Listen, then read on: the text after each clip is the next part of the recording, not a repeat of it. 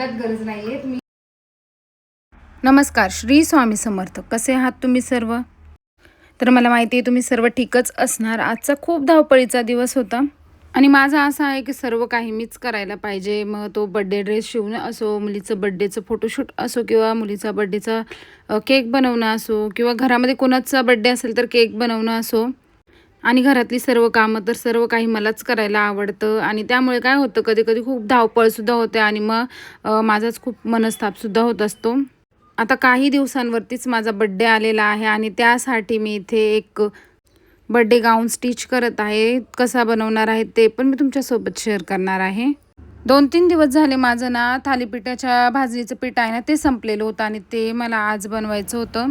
तुम्ही थालीपीठाच्या भाजणीसाठीचं जे पीठ आहे ते जर विकत आणत असाल तर तशी अजिबात गरज नाहीये. आज मी तुमच्यासोबत एकदम सोप्या पद्धतीने भाजणीचं पीठ कसं बनवायचं ते शेअर करत आहे. हे जे प्रमाण मी सांगितलं आहे ना, यामध्ये 1 किलो भाजणीचं पीठ तयार होतं. तुम्हाला माझे व्हिडिओ थोडे जरी आवडत असतील ना तरी पण तुम्ही चॅनलला नक्की सबस्क्राईब करा आणि काही प्रश्न असतील तर मला कमेंट्समध्ये नक्की विचारा. तर चला बघूया आपण भाजणीचं पीठ कसं बनवायचं. थालीपीठाच्या भाजणीचं पीठ आहे ना ते बनवणं इतकं अवघडही नाही आहे आणि सोपंही नाही, कारण आपल्याला काही गोष्टींची काळजी घ्यावी लागते. तर ते मी तुमच्यासोबत शेअर करत आहे. आता इथे काय काय घेतलं आहे आपण ते बघूयात.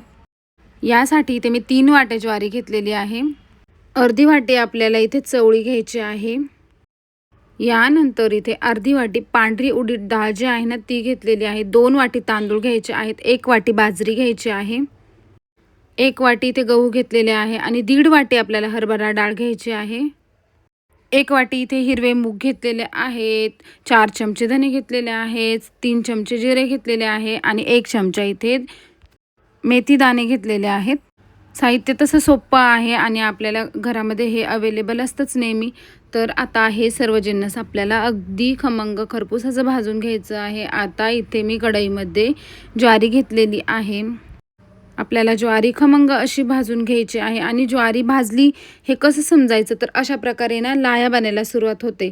तर 1-2 लाया बनल्या की आपल्याला कोरड्या परातीमध्ये हे ओतून घ्यायचं आहे. ज्वारी भाजण्यासाठी 7 ते 8 मिनिट लागले. आता बाजरी घेतलेली आहे, तर बाजरीसुद्धा आपल्याला छान खरपूस खमंग अशी भाजून घ्यायची आहे.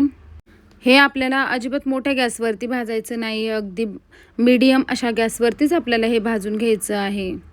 बाजरीचा पण थोडासा कलर चेंज होतो आणि त्याचप्रमाणे एखादी अर्धी लाई पण त्यातमध्ये बनवायला सुरुवात होते आणि सुवास पण खूप छान येतो. अशा वेळेस बाजरी आपल्याला काढून घ्यायची आहे. आता इथे गहू भाजून घ्यायचे आहेत. गहू आपल्याला छान लालसर होईपर्यंत भाजून घ्यायचे आहेत. या सर्व गोष्टी भाजताना आपल्याला गॅस अजिबात फुल करायचं नाही आहे, मीडियम गॅसवरती भाजून घ्यायचं आहे सर्व. तरच तुमची भाजणी जी आहे ती खमंग आणि खरपूस होईल. आता इथे तांदूळ भाजून घ्यायचे आहेत. 2-3 मिनिटांनंतरच तांदळाचा कलर आहे ना थोडासा भुरकट वाटतो आणि थोडेसे तांदूळ हलके हलके वाटायला लागतात हलवताना. अशा वेळेस समजून जायचं की तांदूळ छान भाजले गेलेले आहेत. हे सर्व जिन्नस आपल्याला एका कोरड्या परातीमध्येच काढायचं आहे. यानंतर इथे मूग घेतलेले आहेत. तर हिरवे मूगसुद्धा आपल्याला छान भाजून घ्यायचे आहे. याचासुद्धा थोडासा ना कलर चेंज व्हायला लागतो, थोडेसे ब्राउनिश कलर होतो याचा, तर तुम्ही बघू शकता. आणि हे भाजण्यासाठी ना आपल्याला जवळपास 6 ते 7 मिनिटे लागतात. भाजणीचं पीठ जे आहे ना हे खूप पौष्टिक असतं. याचे थालीपीठ आणि खूप साऱ्या गोष्टी बनतात, ते पण मी तुमच्यासोबत नक्की शेअर करेन पुढे. आता इथे हरभरा डाळ घेतलेली आहे आणि ही घरचीच हरभऱ्याची डाळ आहे. तर ही पण आपल्याला छान अशी भाजून घ्यायची आहे. थोडासा कलर चेंज होतो, गोल्डन कलर येईपर्यंत आपल्याला भाजायची आहे. आणि या पिठापासून ना अजून खूप काही मी बनवणार आहे, ते पण तुमच्यासोबत शेअर करेन. तर हरभरा डाळ छान भाजून घेतलेली आहे आणि यानंतर आता इथे पांढरी उडीद डाळ जी आहे ना ती पण आपल्याला अशी खरपूस भाजून घ्यायची आहे. हे भाजण्यासाठी तुम्हाला कमी अधिक वेळ लागू शकतो, तर मला जवळपास 5 मिनिटे ते 10 मिनिटे असा वेळ या प्रत्येक गोष्ट भाजण्यासाठी लागलेला आहे. आणि हे सर्व भाजण्यासाठी ना मला जवळपास 1 तास इतका लागून गेलेला होता. आता इथे चवळी भाजून घ्यायची आहे. चवळीसुद्धा खूप पौष्टिक असते आणि रोज काय आपण चवळी बनवत नाही किंवा वेगवेगळ्या प्रकारच्या ज्या भाकरी आहेत त्या बनवून खात नाही. तर अशा प्रकारे सर्व काही घटक आपल्याला ह्या भाजणीच्या पिठातनं मिळतात. आता जिरे पण आपल्याला छान खरपूस असे भाजून घ्यायचे आहेत.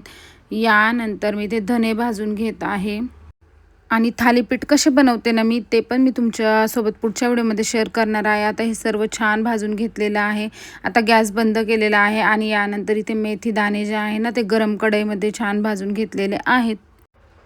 तर मी भाजणीचं पीठ बनवताना इतक्याच गोष्टी वापरत असते, कारण थालीपीठ बनवताना आपण नंतर मग खूप काही ॲड करू शकतो. ओवा वगैरे मी नंतरच वापरते, कारण हे पीठ मी तुम्हाला सांगितलं त्याप्रमाणे मी अजून काही गोष्टींसाठी वापरत असते ना, त्यामुळे. आता मी तुम्हाला सांगितल्याप्रमाणे ना माझा बड्डे जवळच आलेला आहे आणि मी ना सारखी आहोंना म्हणत होती की मला कॉटनचे मटेरियल पण घ्यायचे आहेत. ऑलरेडी माझ्याकडे खूप सारे मटेरियल आणि ड्रेसेस आहेत, परंतु मला अजून मटेरियल पाहिजे होते. तर आमच्या अहो नाशिकला गेलेले होते आणि मला न सांगताच त्यांनी 3 मटेरियल आणलेले आहेत. तर त्यांची चॉईससुद्धा इतकी छान आहे, मला आत्ता समजलं आहे. आणि ॲक्च्युली ते मला कधीच असं काही आणत नाही, स्वतःहून ते मलाच घेऊन जातात आणि तुझ्या आवडीप्रमाणे घे, कारण त्यांना वाटतं की त्यांनी आणलेलं मला काय आवडत नाही. पण ह्यावेळेस ना उलटच झालेलं आहे सर्व काही. मला तर त्यांनी आणलेले ड्रेस मटेरियल खूप आवडलेले आहेत. म्हणजे चला आता एका गोष्टीचं तर टेन्शन माझं कमी झालेलं आहे, कारण आता मी ड्रेस मटेरियल त्यांनाच आणायला सांगणार आहे. माझ्याकडे खूप सारे कॉटनचे ड्रेसेस आहेत, ते मी तुमच्यासोबत नक्की शेअर करणार आहे. आणि याची ओढणी जी आहे ना ती मला खूप आवडलेली आहे. अगदी सॉफ्ट असं प्युअर कॉटन आहे आणि हे 3ही मटेरियल प्युअर कॉटनमध्ये आहेत. कलर कॉम्बिनेशन पण यांचं खूप छान आहे आणि फ्रंटला अशी डिझाईन पण आहे याला, त्यामुळे खूप छान लुक येणार आहे. आणि मी स्वतःच ड्रेसेस स्टिच करते, ते पण तुमच्यासोबत शेअर करेन. आता इतकं होतं आहे ना तोपर्यंत स्वयंपाकाचा वेळ झाला. आता इथे मी स्वयंपाकाला लागलेली आहे. एका बाजूला कोंबडी वड्यांसाठीचं पीठ मी भिजवून ठेवलं आणि इथे कांदा बटाट्याची ना थोडीशी रस्सा भाजी मी इथे करून घेत आहे. तर या भाजीसाठी ना कांदा थोडा जास्त लागतो. कांदा छान परतवून झाल्यानंतर त्यामध्ये हळद, लाल मिरची पावडर, थोडासा काळा मसाला छान परतवून घ्यायचं. त्यामध्ये कापलेले बटाटे टाकून घ्यायचे आणि व्यवस्थित मिक्स करून मीठ घालून पाणी घालून आपल्याला शिजू द्यायचे आहेत छान. आणि आपल्याला शिजण्यासाठी थोडंसं जास्त पाणी घालायचं आहे, परंतु त्यानंतर थोडीशी कमी रस्स्यावाली भाजी आपल्याला बनवून घ्यायची आहे. आणि मला हे समजत नाही की या वड्यांना कोंबडी वडे नाव का बरं दिलं, कारण आमच्या इथे सर्व माळकरी आहोत आम्ही सर्व, आणि हे कोंबडी वडे म्हणताना सुद्धा मला खूप कसं तरी वाटतंय. मी आता याला पुऱ्याच बोलणार आहे पुढच्या वेळेसपासून. आता जे भाजणीचं पीठ दळून आणलेलं ना त्याचपासून मी हे वडे बनवले आहेत.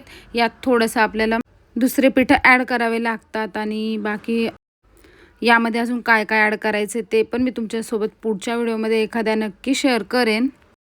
आणि हे खूप टेस्टी लागतात, फक्त याचं नाव काय मला आवडलेलं नाही आहे. मी पुढच्या वेळेस शेअर करेनच, तुम्ही पण एकदा नक्की हे बनवून बघा आणि खरंच खूप छान टेस्ट असते याची. तर भाजणीच्या पिठाचे खूप सारे व्हेरिएशन्स तुम्ही करू शकता, त्यापैकीच आहेत हे कोंबडी वडे म्हणजेच पुऱ्या माझ्यासाठी. आता एक एक करून मी हे सर्व तळून घेतले. आता जेवण वगैरे झाले आणि मग आले भांडे घासण्याची वेळ, जे तर रोजच करावं लागतं. आता भांडे पण आज थोडेसे जास्त होते, मग काय पटपट भांडे घासून घेतले. माझ्याकडे भांड्यांसाठी मावशी येतात, परंतु त्यांच्या मुलाची तब्येत आहे ना बरी नाही आहे, मग त्यांनी ना जवळपास 8 दिवसांपासून सुट्टी घेतलेली आहे. आता 8 दिवसांपासून तर मलाच हे सर्व काय करावं लागत आहे. त्यामुळे मग काय होतं आहे की अजून थोडीशी जास्त धावपळ वाढली आहे माझी. आणि आता पावसाळा सुरू होईल ना त्याच्या आधी मला किचन पण पूर्ण स्वच्छ करायचं आहे, पूर्ण डीप क्लीन करायचं आहे मला किचन, कारण आमच्या इकडे ना थोडा जास्तच पाऊस असतो. त्यामुळे मग आधीच मी किचन स्वच्छ करून घेते. मग 2-3 महिने काय मला किचन स्वच्छ करायला जमत नाही आणि पूर्ण पावसाळ्याचे 3 ते 4 महिने पूर्ण पाऊस इकडे पडतो, त्यामुळे किचन स्वच्छ करायला अजिबात चान्सच राहत नाही. आता उद्यापासून तर मी किचन स्वच्छ करणार आहे, डीप क्लिनिंग पूर्ण. तुम्हाला जर माझ्या किचनची टूर बघायची असेल ना तर तुम्ही मला कमेंट्स करा, तर मी नक्कीच तुमच्यासोबत किचन टूरसुद्धा शेअर करणार आहे. आता हे किचन स्वच्छ करणं तर रोजचंच काम आहे, हे मात्र माझ्या आवडीचं काम आहे. मला किचन ओटा स्वच्छ करायला ना फार आवडतं. तुमच्यापैकी कोणाकोणाला हे काम आवडतं, तर माझं किचनमधलं हे एक महत्त्वाचं आवडतं असं काम आहे. आता आठवड्यातनं एकदा आहे ना मी किचन ओट्यावरती चढून ह्या टाईल्स स्वच्छ करत असते, पूर्ण घासून धुवून घेत असते. मग रोजचे रोज ना मी असंच फक्त गॅसच्या आसपासच्या टाईल्स आहेत ना त्याच थोड्या थोड्या स्वच्छ करून घेते. त्यामुळे माझ्या किचनवरती इतकी काय घाण वगैरे होत नाही.